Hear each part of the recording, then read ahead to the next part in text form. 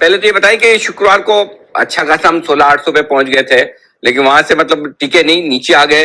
क्या कुछ बाजार का डायरेक्शन है? क्या 16,000 की तरफ बढ़ रहे हैं या ज्यादा गिरेंगे नहीं? एक बार पहले वो बताएं सर, और इस हफ्ते के लिए व्यू भी दें।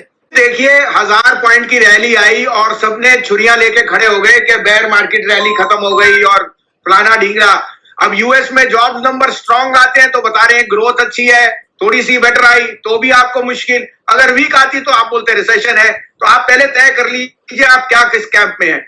मेरे हिसाब से everything is getting priced in, results earnings are getting better than expected. India को $25 सस्ता क्रूड मिल रहा है, क्रूड की rally is not going to last.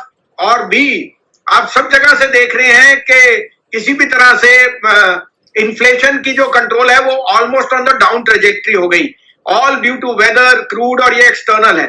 But मुझे नहीं लगता कि ये 200 पॉइंट से ज्यादा करेक्शन होनी चाहिए। 16,400 would be the worst case scenario, लेकिन पहले 17,200 आएगा, फिर देखेंगे 16,400 अगर के नीचे जाएगा नहीं जाएगा। तो I am again in the camp which is saying by this dip, it can last for a day और सो, और प्रॉफिट बुकिंग अनिवार्य 1000 के पॉइंट के मूव के बाद।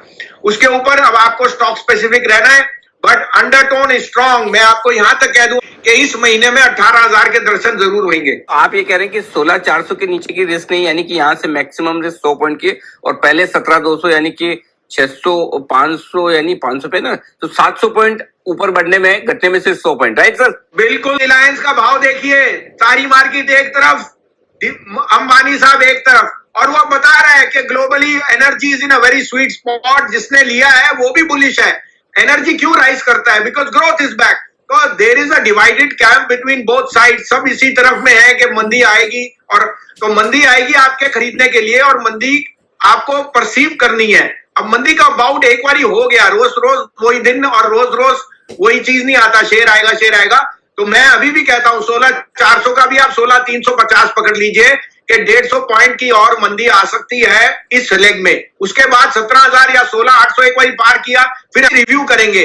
मैं भी आउटराइटली बोलता हूं, लेकिन we have to keep in tandem with what's happening globally. और आपने देखा है फ्राइडे को in a sweet spot we were, and unfortunately last में selling came because of also. बता दूं एफआई सेलिंग इज मोर और less at a fag and.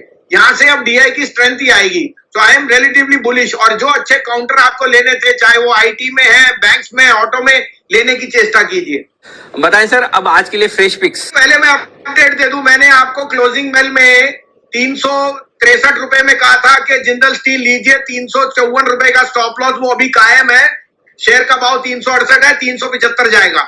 दूसरा मैंने कहा था बंधन बैंक लेना 321 रुपए में, 314 का स्टॉप लॉस, 330 का टारगेट, ये दोनों कायम है। मैं अब कहता हूं गेल लीजिए। GAIL is the biggest beneficiary of riding crude and LNG. इसका भाव 158 जाएगा, 143 का स्टॉप लॉस। और दूसरा मेरा पिक 735 रुपए पे था आरती। आरती का टेक्निकली स्टॉप लॉस हो गया, 720 का था, but Aarti has made a double bottom. Aarti industry is the biggest player in benzene, nitrochlorobenzene, and in API in the chemical side. वो दोनों कंपनी की डीमर्जर के बाद चल रही है। The stock is very very attractively priced.